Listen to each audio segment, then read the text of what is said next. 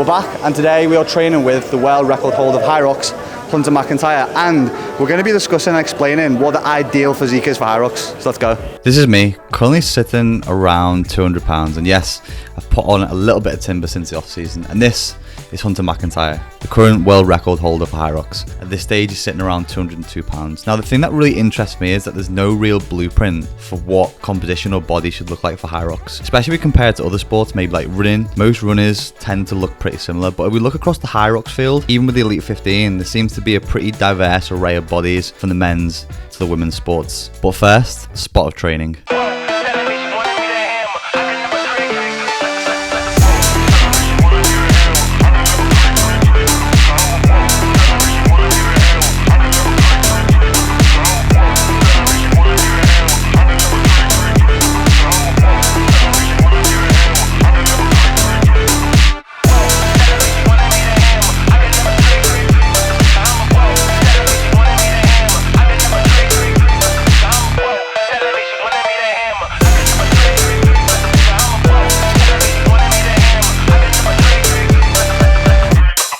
Do you think coming to HYROX, it's easier coming in having a strength background and then working on running, or you think it's easier coming in from a running background and you got to work on your strength? I think an endurance athlete's closer to HYROX than a strength athlete. Endurance is one of these kind of things where it just takes a long time to develop, and just feeling efficient and good and being able to make it to the finish line feeling like you ran a race rather than survived a race. That's the difference between an endurance athlete and a strength athlete. I suppose like it depends on what scale you're on as well. If you can still run a good 10K, but you can still rip like a fucking 200 kilo deadlift, then you're still pretty alright. Yeah, you'll be amazing. I mean, that's a HYROX athlete right there. So like with HYROX being like so new, we were speaking about before, there's not like a real blueprint for the ideal physique. If you had to build a perfect human for HYROX, like in terms of like weight, height, what would you think the perfect blueprint is? You know, we'll start from the male side. If you go look at the Elite 15, almost every man in the Elite 15 is over 6 feet tall. Some guys are on the leaner side of like 170 pounds. Some guys like myself are on the heavier side at 210 pounds. I think it's just what your skill set is. Like somebody like Paleo is a very fast guy and he's tall and lean, and he ended up beating me at world championships. But he was an Ironman athlete who was a sub 9 hour Ironman athlete guy. And then you look at somebody like myself who comes from a CrossFit style background, like I lift a lot. It's better to play to my strengths and be heavier on that side and really push that and make that my strength.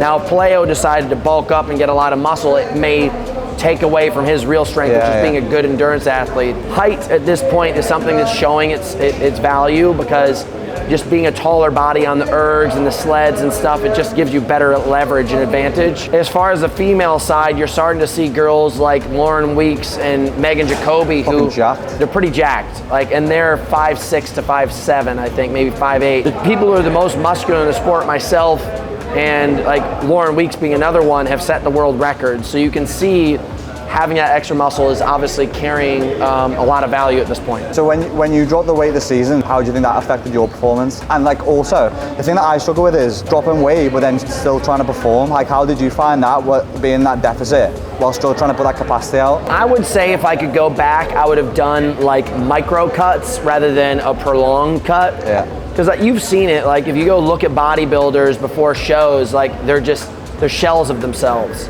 And then in off-season training, they're putting on all this muscle and they're super strong. They're doing their heaviest lifts in the off-season, and then all of a sudden they get towards in-season. And like, you ever watch a fighter at the UFC at cut? They look like total shit, and they're just trying to survive getting on the scale. And you have to be careful. Like I just was pulling myself thin for too long, and the first 6 weeks I was a stud. The last 6 weeks I broke. Let's just say spending a month dropping a couple pounds and then maybe going back to regular eating, then taking another month to drop a couple pounds and then going back to regular eating would probably be a healthier way to do it. Do you think it's better doing that in the off season as well? Like, yeah, if you can. Last season I got up to 216 pounds. I didn't need to go that big. So maybe start like, the race was 2 weeks ago. Start now. Like start now and start putting the work in, so that in the off season you're just a little bit more dialed with your diet. So for someone like me, like I'm a bit heavier, like I don't always respond well to like loads of running volumes because I pick up niggles. Yeah. I think quite a few people when they first pick up HYROX find that as well. How would you like at first spread that aerobic volume that you need to do if you are a heavier runner and you do pick up like niggles and stuff? What I like to do is I like to take people who are first starting HYROX and don't know much about it, like they're not coming from endurance background.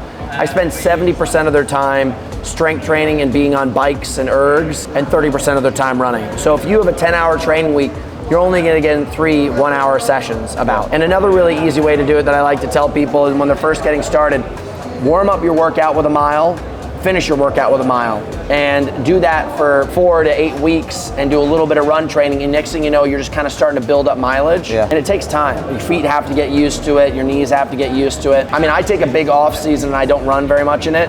When I first get started, it's so hard for me every time. Off season, then how will you be setting up your like typical training weeks? I always like to start with strength training. This year I definitely got to be my weakest version of myself. So I'll do about 8 weeks of strength training. Then I'll do 4 months of base building where I start to build that engine back up again, where you go for a kayak, you go for a run, you go for a bike, and I'll just keep on cycling through it. And then near the end of that base training cycle, I'll be running pretty regularly. I've always done really well doing super high volume calisthenics with weight vests and stuff like that. And I'll pick that up in the off season, Murph train again. I was going for the world record last year and I pulled my lat and I was just like, this is. What was your Murph time? The best I ever did was 31 and I had the world record and I did that at 34. But I just knew I can go back and get a better time. It's the same reason why I'm still doing HYROX. Like I would have quit HYROX a while ago if I didn't think I'd keep on getting better time. But wise lesson I'll tell anybody, it's like there's a million different ways to skin the cat, and like you have to try all different versions of yourself because you will find the best version eventually. And that's like, it's amazing. Like I keep on developing who I am. I think hats off to you, mate, for like trying it and doing it and like being willing to get out of the comfort zone and even like fuck up in front of other people, because I think that's the main thing. People are just too comfortable in their own set ways and not experimenting with different stuff, and you're one of the first people to do that as well. Yeah, I mean, listen, dude, it gutted me. I'll tell you, like I've been an emotional mess for the past 2 weeks, but that's the only thing that gets me out of bed is this version of being uncomfortable, but uncomfortable in a position where I put myself there and I'm willing to get myself out. My worst thing is burpees. I was watching you at Worlds. Your burpees is like so different to like anyone else's that I've seen. You used to like really low and like do more jumps. Do you find that to be like more efficient? The thing that I believe is every inch traveled up is an inch wasted. You have to travel forward. So people are jumping up all the time, and for me, I'd rather do a couple. When you do a big broad jump, you're using all these big muscle groups that really want to suck up oxygen. When you're doing them, you're like here, and then like you don't come all the way up, you just stay here and then come to there and then jump forward. Stay mega low. Yeah, dude. All you have to do is chest to the ground, feet behind your hands, and then jump forward. So this is what your technique is here. So it's like down. Stay low. But I can beat. I mean, on my good day, I can beat everybody doing that. Yeah, no, you're rapid at Worlds. Yeah, dude. I mean, it's just efficiency. I'm just 1, 2, 3, jump. 1, 2, 3. Yeah, so you're always low? I mean, it's tough. I started to do a lot of mobility to make sure my back didn't pop, but. And hips. Yeah. But it's worth it. You're a big guy. Why stand up all the way? And fuck yourself, These guys come all the way up here and then they go, that's the most exhausting part of it. Jump, gas. And I can do push-ups for days. You got big arms. That's right, mate. What's up, man? Thanks, bro. Of course, brother. So Hunter's been a little bitch and skipped the challenge, so I have to get him back at some other point to do it. Conclusion of the video is to try and be as jacked as possible whilst being able to move as quick as possible and being sexy AF. Make sure to sub to the Champs channel, make sure to sub to this channel, make sure to hit the like button, and I'll catch you in the next one.